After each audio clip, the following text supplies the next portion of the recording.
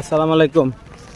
আমি এই মুহূর্তে রয়েছি আমাদের গোমতী নদীর পারে। এই দেখেন, গোমতী নদীর অবস্থা বেশি ভালো না।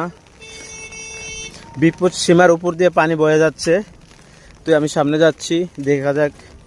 একদম অবস্থা খুবই ভয়াবহ। আসলে এখন আমি আছি ঐতিহ্যবাহী গোবিন্দপুর, যে এদ্দারপুর ব্রিজের উপরে আছি। আমাদের গোমতী নদীর পানি বিপদ সীমার উপর দিয়ে বয়ে যাচ্ছে। আসলে নদীর পানি অনেক স্রোত, কি বলবো, এক কথাতে পানি আর পানি চারিদিকে।